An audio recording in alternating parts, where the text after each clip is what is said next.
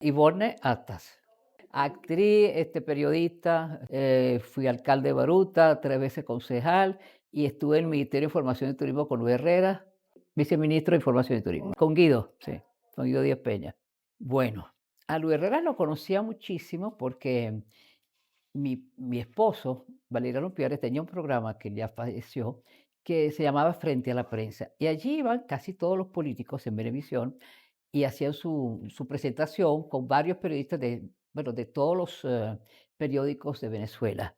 Y Luis Herrera, como buen político, él iba mucho al programa, por lo tanto, yo lo conocí personalmente en Venevisión.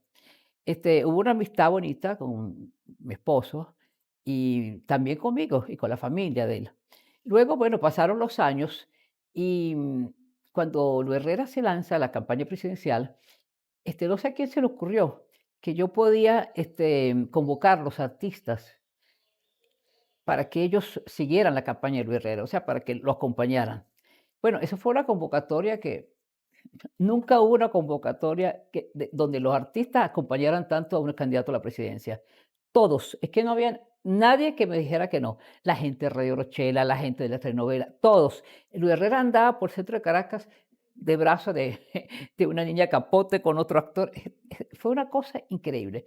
Claro, en esa etapa también estaba el doctor José Luis Alvarenga, que era muy amigo de Luis Herrera y luego fue presidente del CONAC, quien decía entonces él, hacía reuniones en su casa, me acuerdo, en La Lagunita, y allí Luis Herrera iba con todos los artistas, o sea, la parte, la gente de las letras, de las artes plásticas, y Luis Herrera pues se sentaba informalmente con todos ellos, recitaba poemas, realmente era un erudito y amante del arte, era muy amante del arte, de la gente de la cultura. Él podía recitarte poesía como, no sé, te hablaba de cualquier filósofo, de cualquier escritor. Era realmente un hombre muy erudito. Y los artistas, todo en general, los artes plásticas, actores, bueno, todas las disciplinas artísticas tuvieron mucha empatía con él y lo siguieron, yo creo que siempre, nunca se decepcionaron a Luis Herrera. Es una cosa rara porque normalmente a veces, no sé, a veces la gente sigue a un candidato y luego se decepciona porque piensa que, bueno, piensa que los ha defraudado, pero esto fue el caso de Luis Herrera, porque Luis Herrera fue un convencido de que la política cultural debía ser un arma importantísima, tanto la cultura como la educación, para desarrollar un hombre integral, un hombre diferente, darle dignidad al hombre. Y por eso él estuvo en su programa de gobierno muy atento a que todos, digo todo porque yo soy parte de la descentralización, o sea, yo fui concejal en 3 oportunidades, empecé con Luis Herrera y claro, yo en ese momento era actriz y ni pensaba en la política para nada, pero cuando me pusieron ese encargo de convocar los artistas y todos lo siguieron, y por un lado José Luis Alvarenga llamaba a los filósofos, la gente de letras, los artistas plásticos, porque él tenía mucha conexión con ellos. Entonces se formó, no sé, una cosa muy linda, había una cosa mágica cuando uno se reunía con Luis Herrera. Entonces, lo que nos enamoró de él, a mí, para que dejara la televisión como actriz y el teatro, fue ese convencimiento de que había que democratizar la cultura, que democratizar la cultura para que se acabara, era una forma de que se acabara la delincuencia, que se acabaran todas estas cosas donde hay una juventud que no tiene, o sea, está ociosa y no hay quien le dé una programación, algo que pueda divertirlos, que pueda sanarlos, el teatro, etcétera, hacer foros con ellos, fortalecer algunas instituciones y crear otra para que ellos puedan crear, sí, muchísimas cosas que no están al alcance de la gente con menos recursos. Entonces, la democratización de la cultura consistió en eso, que la gente con menos recursos tuviera acceso a los bienes culturales y a la riqueza de este país. Entonces, bajo ese aspecto, yo creo que Luis Herrera hizo un trabajo extraordinario, porque hay dos cosas que yo realmente admiro en Luis Herrera y que realmente marcó una época dorada en la política, no solamente por su personalidad sobria, bonachón, era un hombre humilde, bonachón, pero luego uno hablaba con él y podía hablarte de cualquier cosa, era un erudito, no había cosa que él no supiera. Entonces, yo, por ejemplo, eso de la democratización de la cultura fue lo único que me convenció de dejar el teatro y la televisión para entrar en ese proceso y ayudar a formar gente. Y me recuerdo que lo hice en Petare, Petare era un distrito de Sucre, eran todos los municipios del área metropolitana, la mitad del área metropolitana, el este de Caracas. Y recuerdo que seguí los trazos, o sea, lo que él quería que se hiciera, fomentar entre la juventud el teatro breve, escuelas de teatro que las manejaba Levi Rosser, por ejemplo, bueno, un museo, etcétera, el Museo de Petare, o sea, casas de la cultura, todo era para acercar esa riqueza cultural que tiene Venezuela, acercárselo para que ellos se sintieran más dignos, porque como dice, el ambiente hace personalidad, pero también cultura y educación hace un hombre diferente. Y ese era el principio que tenía Luis Herrera. En materia de descentralización, fue un impulsor de la descentralización. Yo soy producto de la descentralización como concejal y luego como alcalde. ¿Por qué? Porque él empoderaba los municipios, las regiones, entonces los hacía sentirse independientes, tomando sus propias decisiones. Era magnífico, realmente esa descentralización con Luis Herrera fue perfecta.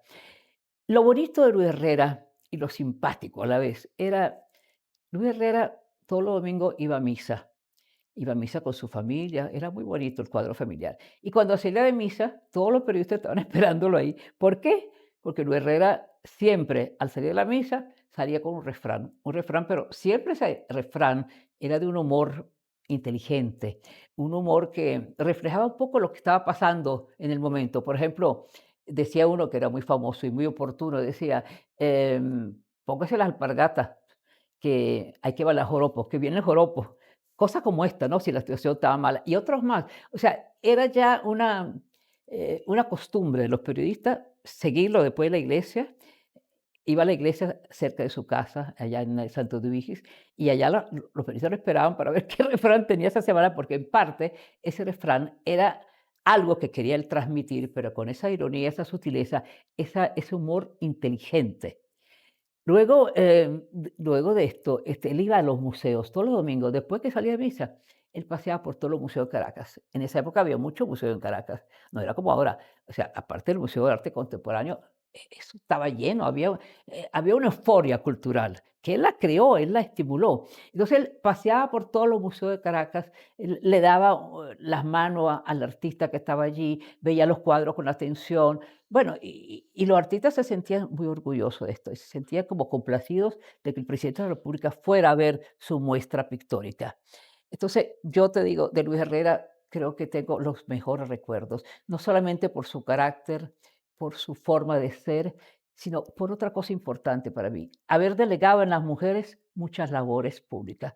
Eso fue maravilloso. El gabinete de Luis Herrera tuvo muchísimas mujeres, estuvo rodeado de mujeres, mujeres honestas, capaces, que trabajaban al ritmo de él, con esa pasión por hacer un país mejor. Entonces, bueno, en lo que me atañe a mí como mujer que lo he acompañado, bueno, me siento muy orgullosa que él me diera su confianza cuando me nombró en el Ministerio de Información y Turismo con Guido Díaz Peña, y traté de hacerlo mejor, porque ya estábamos a punto de las elecciones y entonces había que enseñar la obra de gobierno, porque la gente decía que no habían hecho nada, pero ¿cómo no había hecho nada? Si este hombre dio un impulso a todo. Mira, el metro de Caracas, que él lo inauguró en el 83, se volvió el metro de la cultura. Ese metro era el del ciudadano ejemplar, porque no es lo de ahora. El metro de Caracas, la gente bajaba al metro y era otra persona. Todo el metro albergaba obras de artistas venezolanos, cosa que la gente podía estar en contacto, la gente que tomaba el metro por la cuestión cotidiana, veía todas las paredes del metro estaban con artistas venezolanos. Entonces sabían quién era cada quien, ¿verdad? Y eso es algo grande, ¿verdad? Grandioso. Luego él le tocó inaugurar el complejo Teresa Carreño, que había iniciado el presidente Caldera, pero él fue el que lo inauguró en esa época. Y bueno, eso fue un complejo cultural que luego se enriqueció con toda la disciplina, danza, museo. Bueno, es algo que todavía nadie ha podido tocar. Ahí está. Ahí está como la representación de una Venezuela dorada a la cual esperamos volver algún día. Bueno, mira, te voy a decir una cosa un poco anecdótica, ¿no? En una oportunidad que estuve con Luis Herrera, me acuerdo que cuando estaba en el Ministerio de Información y Turismo y el que fue ministro, Guido Díaz Peña, estaba enfermo y estuvo 6 meses alejado del ministerio por razones de salud. Y yo tuve que tomar su puesto, ¿verdad? Y entrevistarme los martes, creo que era el punto de cuenta con el presidente, ¿no? Y me acuerdo que un día yo quise ser chistosa con él y le dije, usted sabe una cosa, presidente, yo creo en la reencarnación y usted es la reencarnación de José Antonio Páez. Se me quedó viendo con una cara, me hizo así como, ¿cómo es eso? Y yo le dije, no, discúlpeme, pero como yo creo en la reencarnación, yo lo veo igualito, igualito a Páez, usted es igualito, idéntico. Es un llanero igualito a Páez. Se me queda viendo así, yo luego me dio una pena espantosa porque me parece que había tocado un punto delicado, pero bueno, él era un gran amigo. Luis Herrera era callado, te escuchaba, tenía un don maravilloso que te sabía escuchar. Te escuchaba, te decía, ajá, ajá, pero te iba siguiendo todo el tiempo. Y bueno, uno se sentía escuchado, se sentía tomado en cuenta con él. Entonces era maravilloso trabajar para él. No, yo creo que él no creaba esa distancia que crean a veces las personas que tienen ese cargo. No, te hacía sentir cómoda, cómoda, sonriente. Lo último que recuerdo de Luis Herrera, y lo más bello que recuerdo de él, es que cuando ya él dejó el cargo que tenía, yo solía, porque me gustaba, me daba nota, de que el día de su cumpleaños mandarle un mesonero y todos los pasapalos para que hiciera su fiesta, porque a él le gustaba rodearse, pero Luis Herrera no salió rico, eso es lo más lindo, salió con lo que tenía antes. Y bueno, muchos amigos le quisieron buscar una casa más grande para que llevara sus archivos, todo, y él nunca aceptó, se ofendía cuando le decían eso. Él volvió a su casita en Santa Eduvigis, tuvo que alquilar algo para poner todos sus archivos que tenía y siguió en su casa. Entonces un día yo lo fui a visitar, dos detalles muy bonitos. Lo fui a visitar y no tenía nadie que lo ayudara. Betty no estaba ese día en la casa y él estaba con sus pantuflas, se fue para la cocina y venía él solo con su bandejita a darme un café, con un vasito de agua. Esas son cosas que uno no las puede creer. O sea, no puede que un presidente tenga con su pantufla en la bandejita con el café en la mano, conmovedor. Y uno se sentaba al lado de él y hablaba de lo que fuese. El otro detalle muy bonito que recuerdo de Luis Herrera, yo después de estar en la política empecé a tener un programa de radio en KISS. Entonces hacía entrevistas. Y un día lo llamé, por supuesto, ay, presidente, ¿usted no quiere venir a mi programa? Y me dijo, mira, yo voy con mucho gusto, pero me mandas a buscar porque yo no tengo carro. Estas son cosas que uno las cuenta y nadie las cree. Entonces le dije: "No se preocupe, yo lo mando a buscar". Efectivamente, lo mandé a buscar a su casa, hizo el programa de radio en KISS ese día y lo volví a llevar a su casa. Y después, mi hermana, que vivía cerca de él, en Cebucán, se lo encontraba siempre en el patio, que era un supermercado que estaba al lado de Santo Domingo y Cebucán. Y mi hermana decía: "Increíble este presidente, lo veo con la cesta en el supermercado y saca las latas y ve el precio primero, después las mete en la cesta". ¿Eso qué te quiere decir? Que fue un hombre increíble, un hombre de una honestidad, de una pulcritud, que realmente, y de una humildad. ¿Qué le importaba el que lo vieran en el supermercado sacando una lata y viendo el precio? ¿Qué le importaba si él se sentía así? Bueno, estas son cosas que hay que decirlas porque no estábamos acostumbrados a un presidente como él. Y sobre todo que eso, que parecía un hombre tan humilde, era un hombre muy culto, era un erudito, pero esa sonrisa de Luis Herrera, con su sombrero llanero, bueno, eso es inolvidable. Luis Herrera marcó una época en Venezuela y tiene bien merecido su puesto en la historia contemporánea de Venezuela, de verdad que sí. Creo que ya todos le hemos dado su puesto y nadie se atrevería hoy a decir que Luis Herrera no fue un malo presidente ni que fue un hombre deshonesto. Bueno, desgraciadamente la gente recuerda a Luis Herrera y de una forma un poco chistosa, ¿no? La gente cuando habla de Luis Herrera, ¡ay, el famoso Toronto! Es una estupidez porque Luis Herrera no comía Toronto tampoco, ¿no? Pero los artistas sí saben el valor que tuvo Luis Herrera, lo saben. Todos los artistas venezolanos saben que Luis Herrera dejó una huella en el eso de verlo en los museos, en los teatros, en las exposiciones, la forma como él fortaleció las instituciones culturales, cómo las promovió, cómo hizo que la gente más lejana, la comunidad más lejana le llegara a la cultura, le llegara a la educación.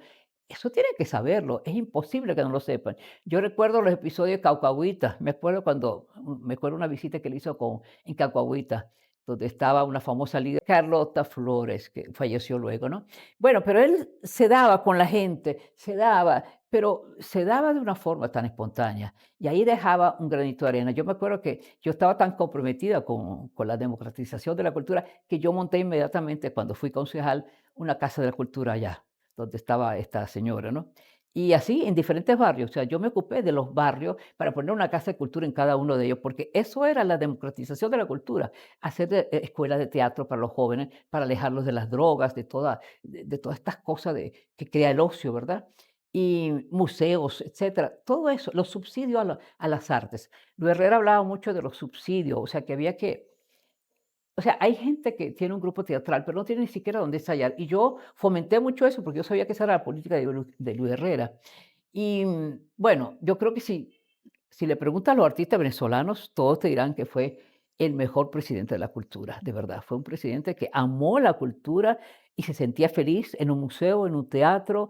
Y bueno, y la gente lo percibía, que no era por, por hacer alarde de que era un hombre culto, erudito. No, lo hacía porque él se sentía cómodo en un museo, en un teatro, etcétera, en un concierto. Entonces, bueno, yo creo que la historia va a seguir dándole su puesto a Luis Herrera. Ahorita son 100 años, pero más adelante, todavía mejor, le va a dar un puesto de honor como lo merece. Él influyó en mí para que yo fuera concejal, porque O yo en sea este que momento súper. estaba en mi mejor época como actriz y teatro. Ya había estudiado mi carrera de comunicación social en la, en la Universidad Católica Andrés Bello. Este, bueno, porque yo sentía que tenía que terminar mi carrera, ¿no? Yo había empezado con psicología, la dejé, después con el teatro, la televisión. Entonces, le pedí permiso al padre Ancísar, que en ese momento era el director de la escuela católica, de la escuela de la Universidad Católica Andrés Bello, de que si yo podía ir al curso nocturno y faltar algunas veces, puesto que estaba haciendo televisión. Y bueno, me lo permitió. No solamente me lo permitió, sino que luego me pidió que fuera, cuando terminé, me gradué, me pidió que yo fuera docente, lo cual hice en la Universidad Católica Andrés Bello durante 3 años en la cátedra de audiovisual. Entonces, ¿cómo te digo? Yo no pensaba ser concejal ni ser política, nada que ver. Me gustaba eso, que había estudiado periodismo, quería haber estudiado psicología, pero no lo terminé.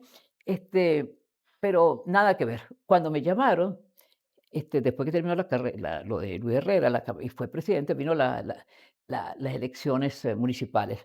Y cuando me llamó el que era secretario municipal de esa época, este, Balmore Acevedo, me llamó y me dijo: "Tú sabes, el presidente Herrera eh, cree que tú puedes ser una buena concejal". ¿Yo? Le dije yo, ni hablar. Mira, yo no puedo dejar mi trabajo, yo estoy contratada por Venevisión por 2 años.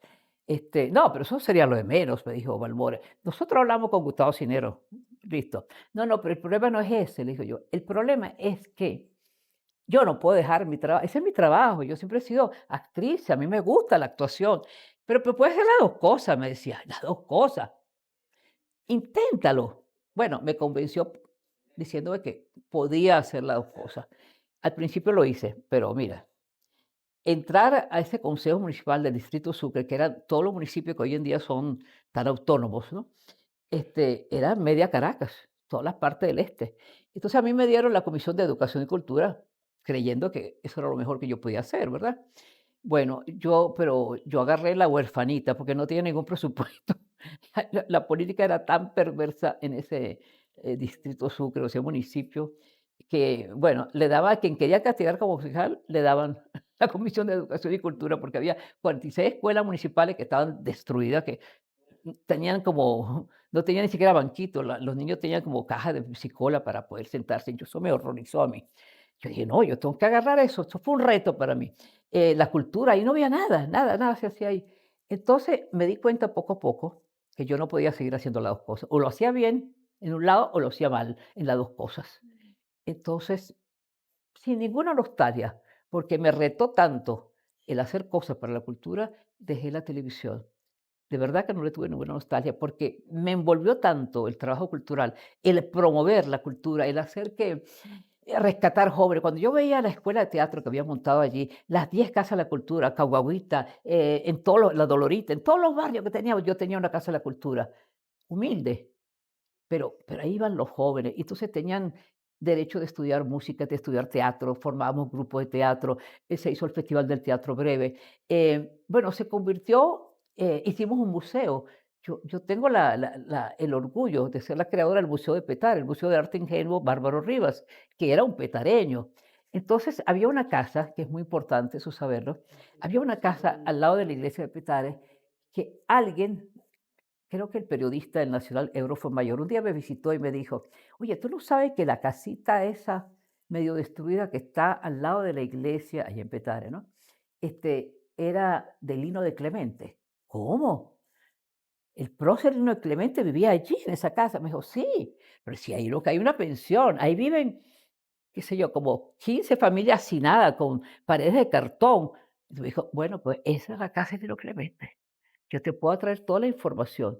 Bueno, me la trajo. Y yo entonces dije: "Este es mi reto. Yo voy a hacer un museo ahí, el Museo de Petare, y va a ser un museo de arte ingenuo", porque Bárbaro Riva es un pintor de arte ingenuo de Petare, petareño. Bueno, entonces aquello fue primero convencer a los concejales que me dieran un pequeño presupuesto para empezar a hacer el museo. Primero había que comprar la casita. La casita valía en esa época 600.000 bolívares. Era plata, pero no era tampoco tanto, ¿no? Entonces me decían: "No, hombre", me decían todos los demás concejales, "eso no da votos, hacer un museo, no, pero no te ocupes de eso". "Ay, no, yo tengo que hacer ese museo". "¿Cómo?". O sea, rescatar a Lino de Clemente y hacer un museo en su nombre, Petare. "No, no, no, yo tengo que hacerlo. Esto va a dignificar todo lo que es el casco de Petare". Bueno, entonces los vecinos se convencieron y todos me ayudaron. Había gente del casco de Petare que tenía coroticos así buenos, así, entonces lo llevaban. Todo el mundo quería colaborar. Y me acuerdo que me llevé conmigo una persona que acaba de fallecer en Bogotá, que era Hernando Acevedo, hay que decir su nombre porque tiene todo el mérito, que era antropólogo, pero que un gran restaurador. Y creo que él lo había traído al país, Diego Arias, cuando fue gobernador, que quería embellecer Caracas. No pudo hacerlo Diego Arias, desgraciadamente. Pero entonces yo me encontré con Hernando Acevedo, le dijo: "Hernando, tú me quieres ayudar. Esa casa vieja la tenemos que restaurar". Claro, primero había que sacar todos los vecinos de ahí, ¿no? Y darles una solución ambiental y otra, una cosa digna, ¿no? Y luego meterlo. Bueno, eso duró como 3 años. Y al final pude tener mi museo de Petare. La política es tan sucia que cuando inauguramos la placa decía que eso y lo inauguró Luis Herrera, tengo la foto de la inauguración cuando Luis Herrera enseña, tanto eso como el teatro, porque hice también un teatro de ritmo que el mismo Luis Herrera inauguró, él lo inauguró, inauguró también el Museo de Petare. Entonces, bueno, ahí estaba el nombre de Luis Herrera, el mío, el de Herrera, que hicimos esto, bueno, la gente lo quitaron. Pero hoy en día estoy feliz porque el Museo de Petare sigue y sigue con una fundación que yo he creado, que es la Fundación para mantener todos estos bienes culturales.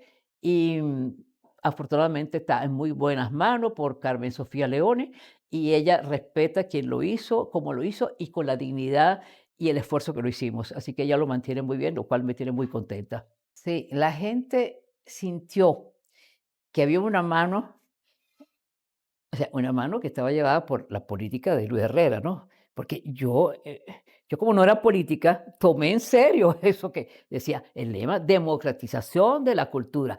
Eso para mí era número uno, eso es lo que tenía que hacer. Muy bien que me habían dado la Comisión de Educación y Cultura, que era una huerfanita que no tenía presupuesto, no importa, yo la hice valer. La hice valer porque empecé a hacer convenio con las embajadas, inclusive hicimos un viaje con los artistas petareños para Bogotá y ellos nos llevaron otro. O sea, hicimos cosas tan maravillosas. El Museo de Petare se convirtió un poco en la exposición de todos los embajadores, todo era gratuito, porque los embajadores se ocupaban de traer sus obras de otros países y teníamos exposición. Grupos culturales que yo encontré, por ejemplo, que había una partida de subsidio. Eso es muy lindo, ese detalle. Había una partida de subsidio para las culturas. Entonces, cuando llegué ahí, dije, bueno, vamos a ver cuánto le partida para ayudar a los grupos culturales. Y toda la partida estaba para una sola persona. La sola persona no, una orquesta, la orquesta de Aldemaro Romero. Y yo dije: "No, eso tenemos que distribuirlo porque, hay que hay que darle aporte a aquellos artistas que no tienen ni siquiera donde ensayar y no pueden hacerlo". Entonces me ocurrió una cosa, una contraprestación. Me acuerdo, ¿ustedes se acuerdan de Contrapunto? Bueno, eso era un grupo maravilloso, pero que no tenía ni siquiera donde ensayar. Entonces yo le decía: "Mire, yo le doy un subsidio mensual. Y ustedes pueden crear el local, el espacio donde puedan ensayar y donde puedan, bueno, hacer todas las actividades que deben hacer. Pero ustedes me van a dar como contraprestación tantas presentaciones en las plazas de todos los municipios que conformaban el Consejo Municipal del Distrito Sucre. todo el mundo aceptaba. Entonces, o sea, llevar la cultura al país, o sea, al país no, en Ajá. caso mío a lo que era el distrito Sucre, no era costoso. Yo no tenía presupuesto, pero el presupuesto salía gratuito, porque yo le daba de esa partida de los subsidios culturales, que estaba en una sola persona, muy meritorio, Aldemar Obrero es muy meritorio, pero a mí no me parecía justo, si íbamos a democratizar la cultura, que no buscáramos más bien la gente que tenía mucho talento, pero no tenía como donde ensayar o no tenía, qué sé yo, para los vestuarios de las obras teatrales, etcétera. Bueno, y se hizo esto. Y lo otro muy importante era el estímulo a los artistas, porque Luis Herrera, cuando iba a los museos los domingos, los artistas se sentían estimulados y se iban creando más salas de museo. Las Mercedes se llenó de salas de museo, había museo por todos lados. Y yo sentí que había que estimular de alguna forma. Y hoy en día todos los premios municipales que están en los municipios que tuvieron su autonomía después, con la descentralización después, todavía están vigentes esas ordenanzas municipales que obligan premios, tal cosa, para el cine, tal cosa, para los cineastas, porque en esa época había también un fondo cinematográfico, Fondur. Yo estuve participando allí cuando estaba en el ministerio, donde había un subsidio para que hiciera cine en Venezuela. Entonces, claro, los subsidios eran distribuidos entre los grupos culturales y luego nosotros teníamos la ordenanza que estaba dedicada a las artes plásticas, al teatro, esto, etcétera, etcétera. Todas las ordenanzas culturales que siguen vigentes son las ordenanzas que nosotros hicimos por esa política de Luis Herrera de democratizar la cultura y estimular el arte en todas las facetas y en todas las disciplinas.